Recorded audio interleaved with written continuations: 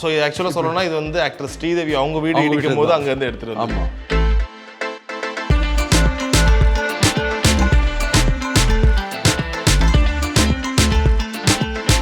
வாங்கிடுறாங்க, கட்டிடுறாங்க, கொடுத்துன்னு போயிட்டு உடனே வித்துடுறாங்க. பண்ண சிக்கனமாக கூட பண்ணலாம். ஏற்ற மாதிரி நம்ம ஜன்னல் பெருசாக வச்சிடணும். சொல்லுவாங்க இவனடா இவன் பைத்தியக்காரன் 30 ஜன்னல் வாங்குறான். ஜன்னல் வாங்கி ஃபிக்ஸ் பண்ணால் உங்களுக்கு காற்றும் நிறையா வரும். இது வந்து நிறைய புதுசு இல்லை, நிறைய ஆன்டிக்கும் வச்சிருக்கீங்க, ஆனால் அங்கங்கே கலெக்ட் பண்ணி வச்சிருக்கீங்க.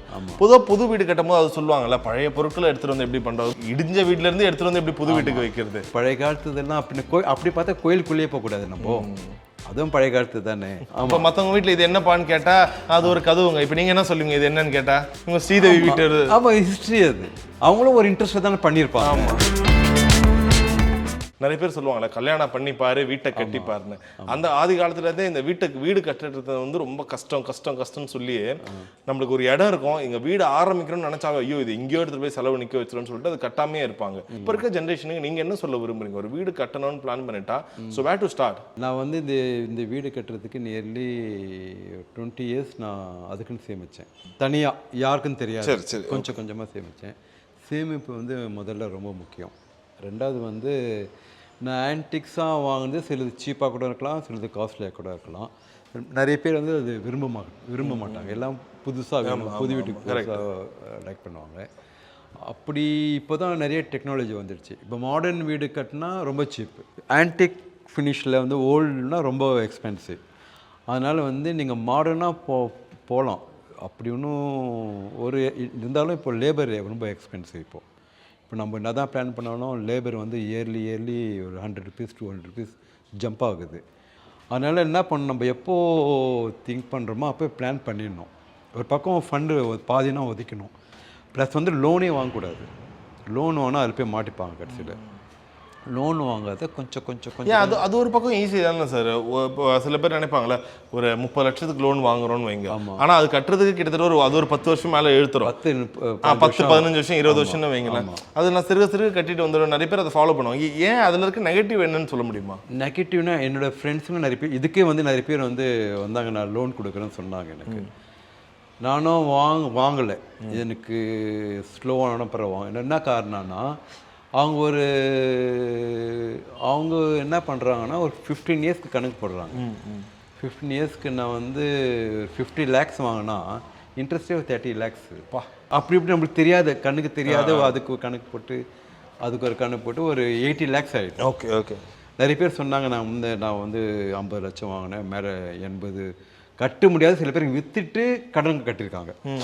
நிறைய பேர் தெரியும் எனக்கு. அது மாதிரி சிக்கனமாக எப்படி பண்ணலான்னா கொஞ்சம் பிளான் வந்து ரொம்ப பெருசாக வேண்டாம்.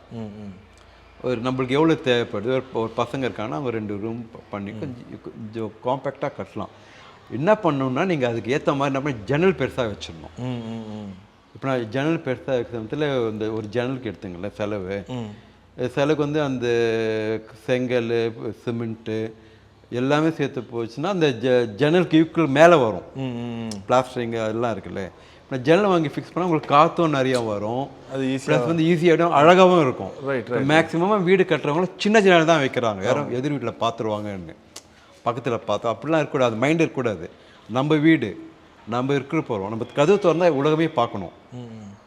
நம்ம எல்லாமே மூடின்னு இருந்தால் ஜெயிலுக்குள்ளே இருக்கிற மாதிரி தானே இது. கண்டிப்பாக.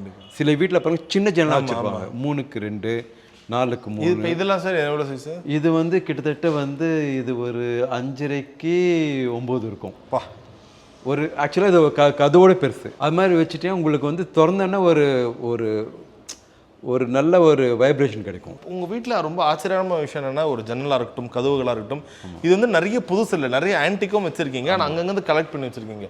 பொதுவாக புது வீடு கட்டும் போது அது சொல்லுவாங்கல்ல, பழைய பொருட்களை எடுத்துகிட்டு வந்து எப்படி பண்ணுறது, அதுவும் வுட்டு, அதெல்லாம் நிறைய ஒரு சாஸ்திர சம்பிரதாயம் சில பேர் பார்ப்பாங்க. அது நிறைய இடிஞ்ச வீட்டிலேருந்து எடுத்துகிட்டு வந்து எப்படி புது வீட்டுக்கு வைக்கிறது. ஸோ இதுக்கான பதில் நான் என்ன சொல்கிறேன்னா, ஃபார் எக்ஸாம்பிள் வந்து இது எடுத்துங்க, இந்த பீம் எடுத்துக்கங்க. சரியா, இந்த பீம் அந்த பீம்னு எடுத்துங்க.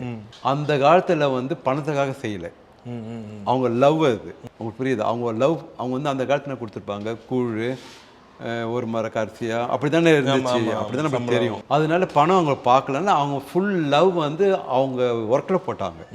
அது வந்து அவ்வளோ பியூட்டிஃபுல்லாக வந்துச்சு. அவங்க ஆவிகள்லாம் நல்ல ஆவிகள்லாம் அது உள்ள இருக்கும். என்னோட கான்செப்ட் அது, ஓகே. பொதுவான கான்செப்ட் இல்லை அது.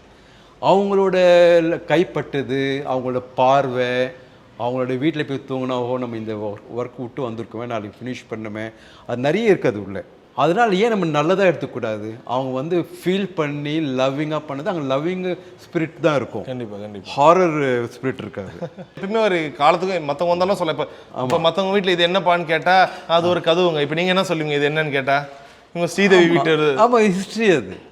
அவங்களும் ஒரு இன்ட்ரெஸ்ட் தானே பண்ணியிருப்பாங்க. ஆமாம். ஸோ இது ஆக்சுவலாக சொல்லணும்னா இது வந்து ஆக்டர் ஸ்ரீதேவி அவங்க வீடு இடிக்கும் போது அங்கேருந்து எடுத்துகிட்டு. ஆமாம், அதனால எல்லாம் லவ்விங்காக தானே பண்ணியிருப்பாங்க. அது ஒரு நல்ல ஐடியா தான். நீங்கள் புதுசாக எல்லாமே வந்து மாட்டணும்னு அவசியம் இல்லை. அப்படி அவசியமே எதுவுமே இல்லைங்க. அப்படி பார்த்தா இந்த உலகமே பழசு தானேங்க. அதனால அவங்க சொல்கிறாங்க, இவங்க சொல்கிறாங்க, எதுவுமே இது இல்லை. எனக்கு என்னன்னா எனக்கு வந்து ப்ளஸ் பாயிண்ட் இருக்குது. எனக்கு பாருங்கள், எனக்கு எது மேலே தான் நான் கட்டுறேன். என்னோட ஹார்ட் ஒர்க் தான் நிறைய. ஏன்னா நான் லவ் பண்ணுறேன். இது இல்லைன்னா நான் கட்ட முடியாது. எனக்கு தேவையான வீடுனா எனக்கும் பையனுக்கும் இது பெரிய மாளிகை மாதிரி. தேவையான சின்னதாக கூட வாழலாம். ஆமாம், அது லவ்விங் வாழ்க்கை இல்லை. இது வந்து நான் இன்னும் 200 வருஷம் எங்கள் தாத்தாக்கு கட்டினான்னு இருக்கும். கண்டிப்பாக. சாதா வீடு கட்டினான்னா இருக்காது. அதனால வந்து பழைய காலத்து இதெல்லாம் அப்படி பார்த்தா கோயிலுக்குள்ளேயே போகக்கூடாது நம்ம. அதுவும் பழைய காலத்து தானே, அப்படிலாம் இல்லை.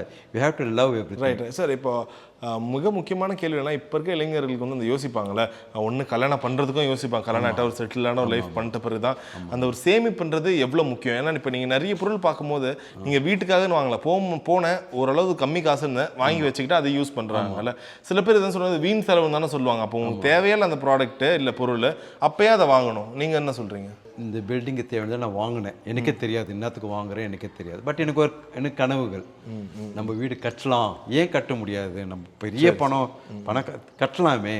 சரி, ஒரு எண்ணம் என் மைண்டில் முதல்ல எண்ணம் வச்சுக்கணும். உள்ளக்குள்ளே எண்ணம் இருக்கணும். எண்ணம் தான் பணம் பின்னாடி வரும். எண்ணம் வச்சுக்கிட்டு நான் நிறைய பேர் சொல்லுவாங்க, இவனடா இவன் பைத்தியக்காரன் 30 ஜன்னல் வாங்குறான். அது எனக்கு மட்டும் தான் தெரியும். எனக்கு மட்டும் தான் தெரியும். கட்டுறவனோ இல்லையோ, நான் வாங்கி வச்சுட்டேன். நான் வாங்கி வச்சதுக்கு இன்னும் ஃபுல்ஃபில் பண்ணிட்டேன். சூப்பர் மேக்ஸிமம் பண்ணிட்டேன். அதனால் வந்து என்ன பண்ண, சேமிப்பு வந்து அவசியம், ரொம்ப அவசியம் வீடு கட்டுறதுக்கு. இல்லைன்னா நான் கட்டியிருக்க முடியாது. நான் நிறைய சேமித்தேன். நான் ஒரு 100 ரூபா சம்பாதிக்கிறேன்னா, நான் 100 ரூபா சம்பாதிக்கிறேன்னா 50% வந்து அது தனி சேமிப்பு. தனி சேமிப்புனா எப்படின்னா, நம்ம வந்து எதுனா பண்ண போகிறோம், என்ன பண்ண போகிறோம் அதுக்கு. இன்னொரு சேமிப்பை வந்து பையன் படிக்கிறான், அவனுக்கு, என்னோட செல்ஃப் இதுக்கு, இதுக்கு சிக்கனம் தான் எல்லாமே.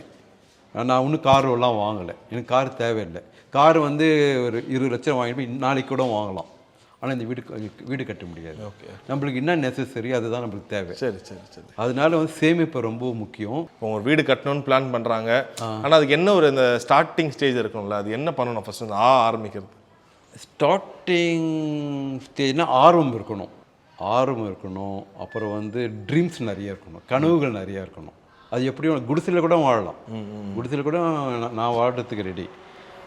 எல்லாத்துக்கும் ஒரு ஆர்வம் இருக்கணும். சில பேருங்க என்ன பண்ணுறாங்கன்னா, இப்போ இருக்கிற ப்ரெசன்ஸ் ஜெனரேஷன் எப்படி இருக்குன்னா, அவங்க வந்து 100 ரூபா சம்பாதிக்கிறாங்கன்னு வச்சுக்கலேன், நியர்லி 90% வந்து என்னத்துக்கு ஸ்பெண்ட் பண்ணுறாங்க?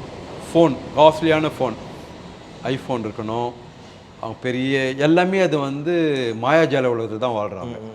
இதெல்லாம் லைஃப் இல்லை. இது மாதிரி கொஞ்சம் முடிஞ்சால் பழசு வாங்கலாம், இல்லை கொஞ்சம் இது பண்ணி ட்ரீம் இருக்கணும். கண்டிப்பாக வீடு. சார், நான் வந்து இப்போ கட்டுறது வந்து 4வது வீடு. இது 4வது வீடு. சரி, எனக்கு ட்ரீம் இருந்துச்சு. ஒரு காலத்தில் வந்து கட்ட முடியாதுன்னு தான் நிறைய பேர் சொன்னாங்க. நான் ஹை குவாலிஃபைட் பர்சன் இல்லை. நான் ஆர்கிடெக்ட் இல்லை, நான் பெரிய இன்ஜினியர் இல்லை, எல்லாம் பெரிய ஃபாரினில் போய் பெரிய வேலைலாம் செய்யலை. நீங்கள் யூடியூப்பில் பார்த்தீங்கன்னா நான் சாதாரண சிந்தனைகள் வந்து பெருசாக இருக்கணும். சரி. இவ்வளோ அழகாக பிளான் பண்ணி உங்கள் தனிநபராக பெருசாக லோனும் வாங்கலை, ஆனால் கொஞ்சம் இல்லை வாங்குறீங்கன்னா அது சூப்பராக. இல்லை, நான் இந்த வீட்டில் ஆணிலேருந்து அழுக்குலேருந்து எனக்கு தெரியும். ஏன் இது மாறி இருக்குன்னு கேட்பேன். ஏன் இது மாறி இருக்கு, ஏன் அதெல்லாம் அது காரணம் அவ்வளோ லவ்வோட கட்டுறீங்க வீடு. அதுதான் நீங்கள் சொன்ன வார்த்தைகளே கண்டிப்பாக வந்து எல்லாருக்கும் ஒரு பெரிய நம்பிக்கை கொடுத்துருக்கோம். ஸோ சார் சொன்ன மாதிரி அழகான வார்த்தைகளை யூஸ் பண்ணி சூப்பராக சொன்னீங்க. ஸோ அதே ஒரு தன்னம்பிக்கையும் ஆர்வமாக இருந்தால் எல்லாராலையும் வீடு கட்ட முடியும். கண்டிப்பாக. Thank you so much for time sir. All the best sir. Thank you.